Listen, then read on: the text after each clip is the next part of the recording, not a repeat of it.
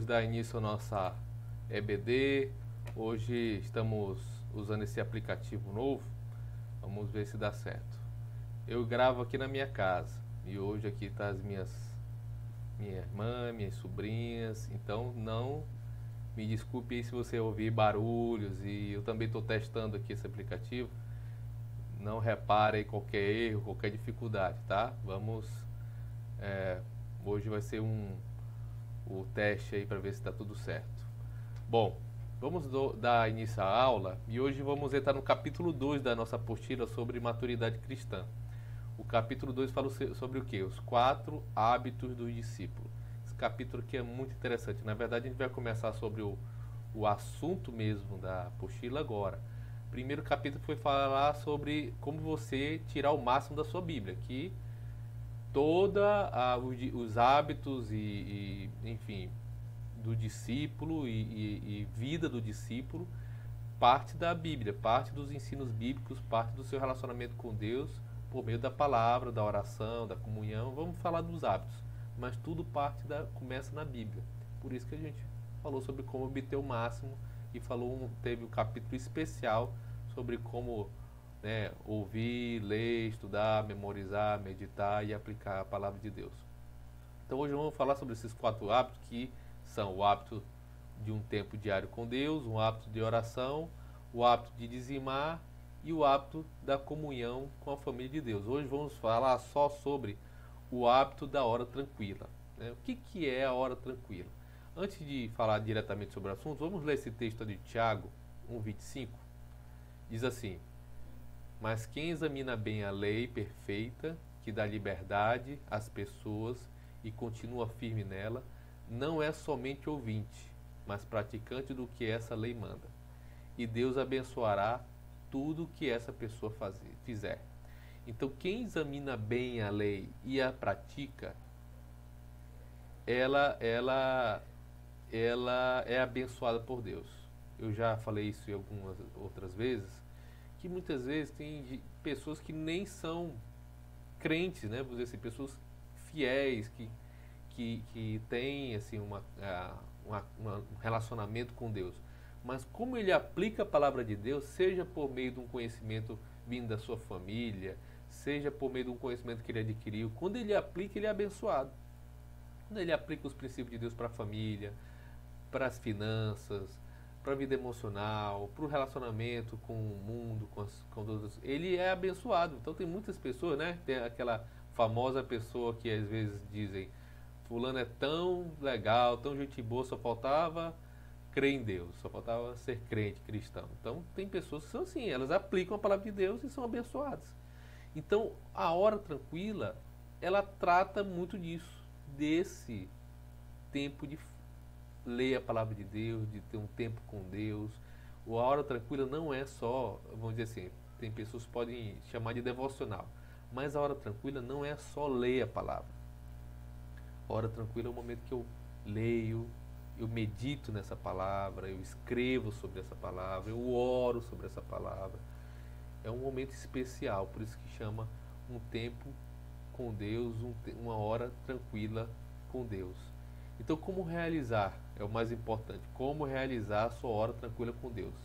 Primeiro, a definição da hora tranquila é o momento diário que eu separo para estar a sós com Deus, com a finalidade de conhecê-lo através da Bíblia e da oração, como eu já tinha colocado, e aí a definição completou. Então, é um momento diário, e isso aqui é importante, que eu separo. Então, eu preciso separar esse momento. A gente vai falar mais sobre isso, né?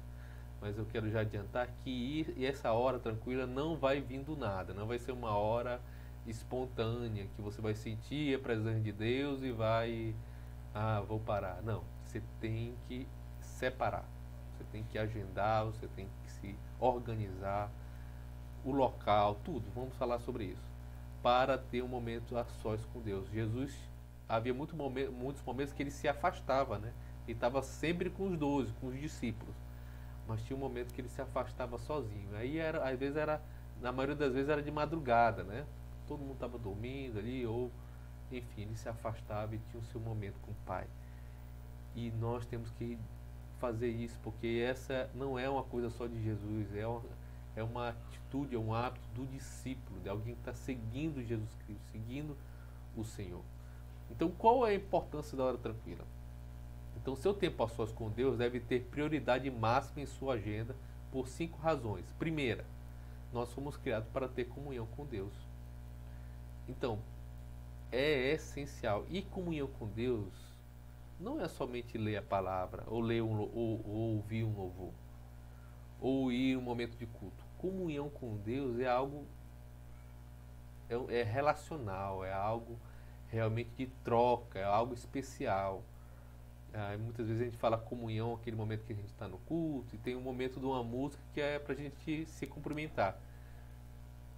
A gente pode ali se cumprimentar, ver, mas não é uma comunhão verdadeira. Comunhão verdadeira é quando eu paro, olho nos olhos, converso, ouço, né? Eu abro, às vezes, conto meu dia. Então é algo especial. Então, Gênesis 1:27 diz: Deus criou o homem à sua imagem. Criou Deus, pois, o homem à sua imagem, a imagem de Deus o criou. Homem e mulher os criou. E Apocalipse 3:20 diz: escutem, estou à porta e bato. Se alguém ouvir minha voz, abrir a porta, eu entrarei em sua casa e nós jantaremos juntos. Ou, né, nós comeremos juntos, cearei com ele e ele comigo. Então, olha o que Jesus diz, que ele está sempre batendo na porta. E nesse texto de Apocalipse, ele fala isso para uma igreja: eis que estou à porta e bato. Quer dizer que Jesus, nesse momento aqui, ele estava fora da igreja, estava do lado de fora. Isso é sério. Imagine uma coisa dessa acontecendo. Jesus está na porta da sua casa, batendo. Abra uma porta para mim. Então, porque muitas vezes a gente está junto ali, dizendo que está tendo um momento de comunhão com Deus, mas Deus está lá de fora, porque ele não está sendo priorizado, ele não está na conversa. Eu sei que todo o tempo Deus está conosco, mas já viu aqueles momentos que a pessoa está ali do nosso lado, mas às vezes nós ignoramos, querendo ou não? Então muitas vezes Deus está perto da gente e a gente não está perto dele, a gente não se comunica. E a ideia é que com o passar do tempo, com o amadurecimento, esse tempo com Deus não só se restringe a um momento, você tem o seu momento separado, mas você todo o tempo está ali tendo um entendimento que o Senhor está com você. Então, segundo, a importância da hora tranquila, que Jesus morreu para tornar a relação do homem com Deus possível. Então é tão importante isso, que nós estejamos com Deus, nos relacionando, que Jesus morreu para que isso acontecesse, porque antes nós estávamos separados. 1 Coríntios diz o quê? Deus é fiel e Ele os chamou para que tenham comunhão com o seu Filho Jesus Cristo, o nosso Senhor. E como está escrito em espanhol aqui, né? E amo viver em união com seu Filho Jesus Cristo. Esse texto aqui ele foi traduzido de um texto em espanhol. Então Deus nos chamou para que tenhamos comunhão com Ele e com o Pai. Essa o Evangelho ele se resume nisso. Jesus veio para morrer por nós, pagar pelos nossos pecados, e que para que nós possamos nos arrepender também, reconhecer isso. E para que tudo isso? Para que todo esse sacrifício de Jesus, essa necessidade de nós nos arrependermos, para quê? Para que nós tenhamos comunhão. Então não adianta Jesus Cristo morrer, você se arrepender, reconhecer que Jesus é o seu Senhor, reconhecer que precisa de Deus, mas não ter comunhão. Então há o resultado lógico, e quando essas duas coisas acontecem, Jesus já morreu, já é um fato consumado, mas o fato de eu reconhecer, me arrepender e receber Jesus como meu Senhor é algo que precisa ser feito. Quando essas duas coisas se unem, o que gera? Comunhão. Comunhão com o Senhor. Isso tem que acontecer. Tempo pessoal com Deus foi usado por Jesus como fonte de fortalecimento, né? Lá em Marcos, Lucas, diz o quê? Jesus sempre saía para lugares solitários e orava. Tá? Nos evangelhos você vê muito isso. Todas as pessoas que têm sido efetivas no servir a Deus desenvolveram esse hábito. Abraão, Moisés, Daniel, Paulo e outros. Desculpa aqui o erro aqui, tá, gente? Então, todas essas pessoas, você vê Daniel, orava 3 vezes ao dia, parava, dava o horário dele, ele ia lá pro quarto dele, abria a janela ali pro lado de Jerusalém, por quê? Porque o templo do Senhor, o Senhor estava lá. Então era esse o entendimento dele, e ele orava. Abraão também, Paulo, Moisés, todos eles. Moisés saía também a sós. Você vê que é um negócio assim especial, é como se você vai se encontrar com uma pessoa. Deus é uma pessoa, tem personalidade. Jesus é uma pessoa e tem personalidade. O Espírito Santo é uma pessoa, ele tem personalidade. Você precisa separar, parar para ter um momento com ele. Você não pode ser um cristão saudável sem esse hábito de ter um momento a sós, um momento especial com o Senhor. Mateus 4,4 diz: o ser humano não vive só de pão, mas vive de tudo o que Deus diz. Não só de pão viverá o homem, né? Mas de toda a palavra que procede da boca de Deus. E quando eu tenho esse momento, quando eu separo esse momento para ter esse devocional, esse momento a sós do Senhor. Jó diz também: obedeço aos mandamentos de Deus, sempre faço a sua vontade e não a minha. Salmo 119: como pode um jovem conservar pura a sua vida? É só obedecer aos teus mandamentos. Então isso é muito importante. Se você não tem esse momento, essa lição veio para a gente botar uma divisória, uma linha divisória na nossa vida cristã. Antes da hora tranquila, da hora de devocional, da hora com Deus e depois. Porque isso aqui muda a nossa vida cristã. Então, 1.2, o propósito da hora tranquila. Qual é o propósito desse momento? Então a gente aprendeu que a palavra diz que temos que ter essa hora. Deus nos salvou, morreu. Esse é o propósito, que a gente tenha uma comunhão com o Senhor. Então, e o propósito disso? Da devoção a Deus. Esse momento é um momento de adoração.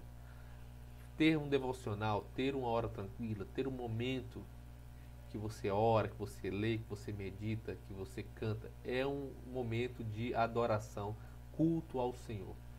Então nós não estamos tendo mais culto comunitário, presencial, culto com toda a igreja.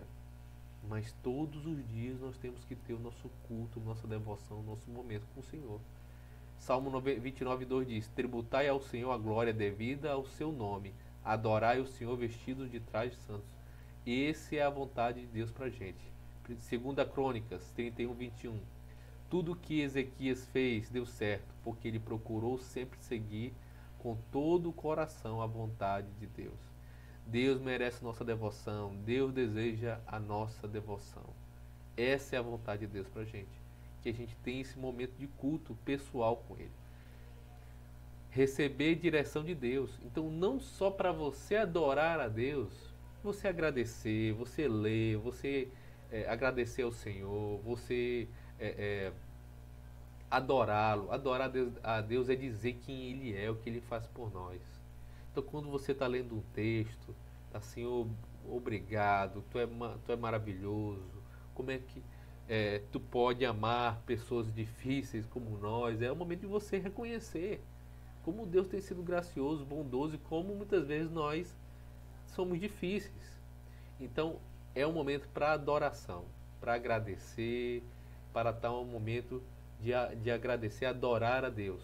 E é um momento de também pedir direção do Senhor. Né? Salmo 25:4 diz: ó Deus eterno, ensina-me os teus caminhos, faze que eu os conheça bem. Então é um momento de eu conhecer os caminhos que o Senhor tem para mim. Então Jesus, quando ele estava direto com o Pai.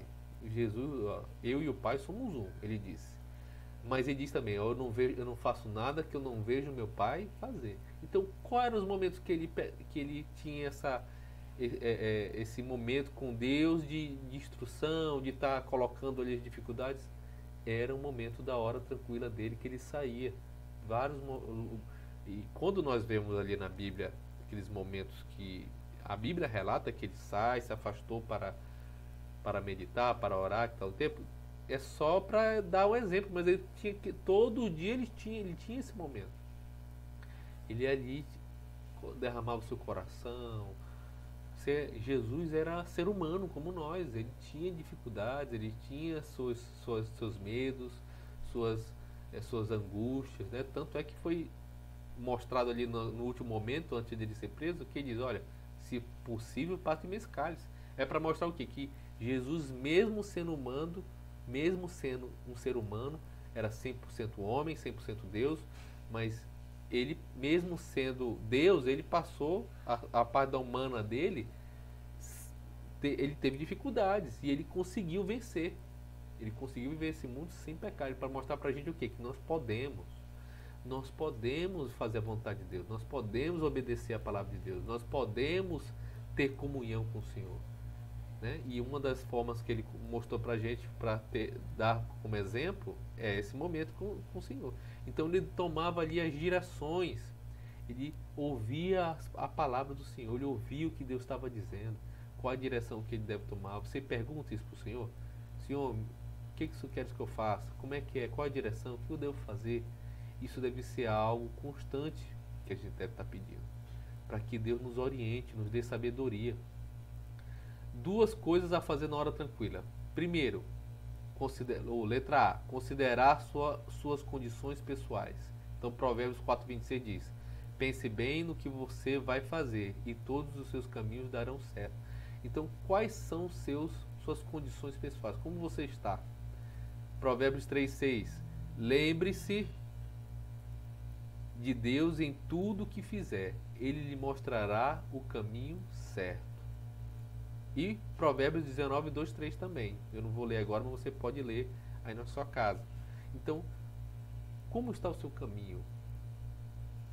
O que você precisa fazer? Eu estou tentando arranjar um emprego, estou pensando em fazer uma faculdade, eu estou pensando em fazer algo aqui, algo lá, sobre falar de Jesus para alguém, eu estou precisando ler mais a Bíblia, quero ler outros textos. O que você está fazendo? Como está seu tempo? Às vezes você está com dificuldade, pecado. Pô, Senhor, eu estou caindo nisso aqui. Eu estou sendo tentado.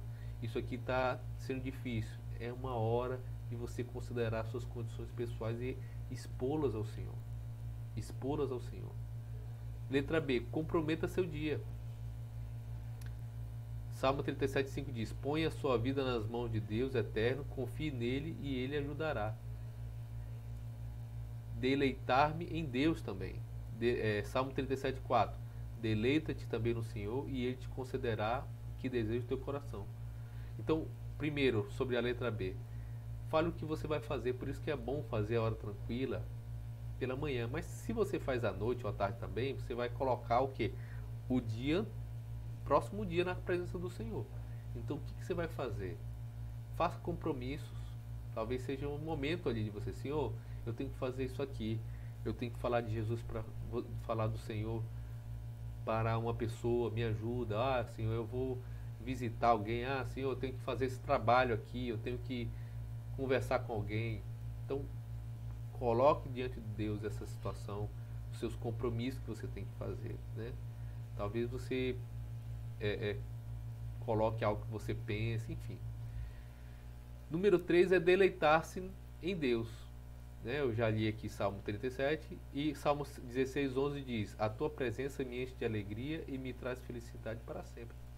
Então é um momento também de você se deleitar no Senhor, na sua obra, no que Ele tem feito. Talvez isso, para quem não tem um momento esses momentos com Deus, seja algo assim: não sei nem o que eu falo, o que eu faço. É a falta de intimidade, a falta de hábito. A partir do momento que a gente faz isso mais vezes, isso vai se criando ali um hábito e você vai tendo uma liberdade, você vai fazendo isso naturalmente. Poxa, Senhor, como Tu é maravilhoso. Olha a Tua criação, olha isso aqui. Obrigado. Então você vai lembrando, você vai lendo na palavra, né? Você vai ler o texto bíblico nesse seu momento.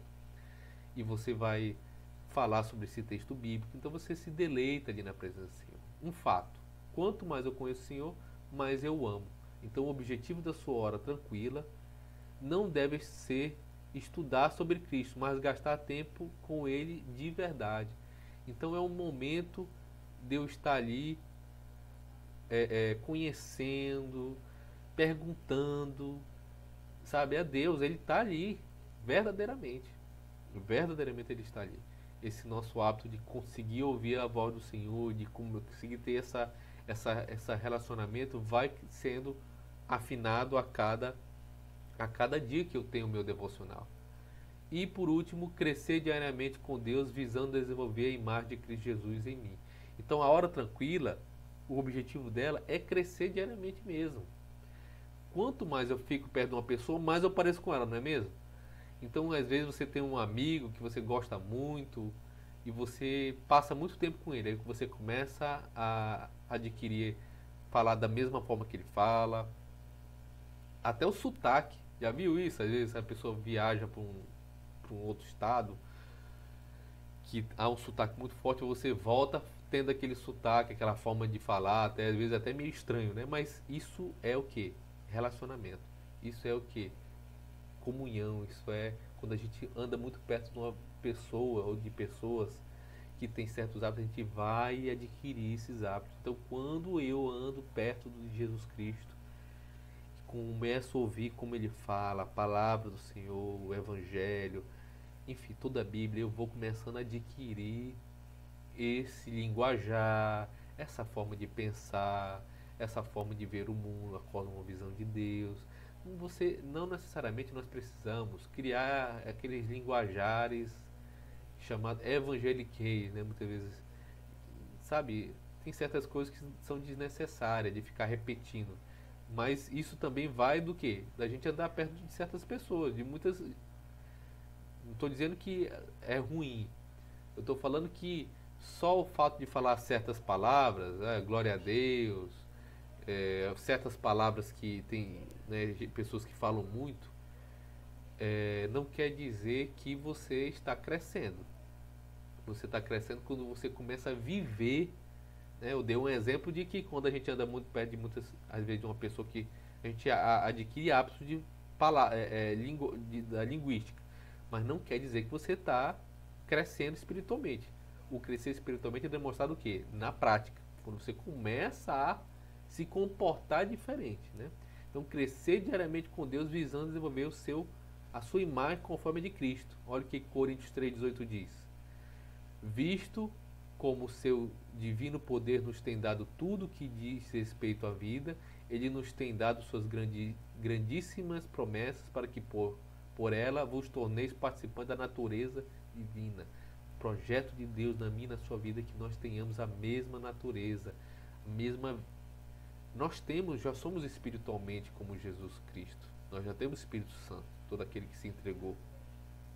Mas ele quer que eu tenha o mesmo comportamento, a mesma essência, o mesmo coração de Jesus Cristo. Atos 4,13 diz: os membros do Conselho Superior ficaram admirados com a coragem de Pedro e João. Então reconheceram que eles tinham sido companheiros de Jesus. Eles andaram com Jesus. As pessoas conseguiam enxergar. Esses homens falam como Jesus falava. Eles andavam com Jesus porque eles parecem com Jesus. Olha que bênção. Olha que bênção. Imagine você conversando com alguém sobre o texto bíblico, sobre Deus, e essa pessoa dizer para você: olha, você parece com Jesus Cristo. Eu entendo como Jesus se comportaria porque você está se comportando. Irmãos, isso eu persigo. Esse é o meu desejo. Eu estou falando de mim, meu pessoal. Eu quero que as pessoas possam ver isso em mim. Que eu pareço com Cristo. E esse deve ser o desejo de todos nós, de todos os cristãos, todos os discípulos. Parecer com Jesus Cristo. Ser confundido com Ele, sabe? Na forma de agir, na forma de falar, na forma de se comportar. Que possamos crescer a cada dia dentro desse propósito. Então você precisa o quê? Comece a orar sobre Deus, sobre sua hora tranquila. Você já sabe o que? As palavras onde tem e o objetivo. Vamos continuar falando sobre esse assunto, falando como iniciar, mas comece já a orar sobre isso. Se você já tem sua hora tranquila de devocional, estenda. Comece também a orar nesse seu momento. Comece também a agradecer ao Senhor, começa a perguntar, como falamos sobre o objetivo. Amém, irmãos? Deus abençoe. Vamos estar tentando melhorar, né, devido a esse distanciamento. Vamos cada dia mais tentar melhorar o nosso culto, o nosso EBD. Amém? Deus abençoe a todos.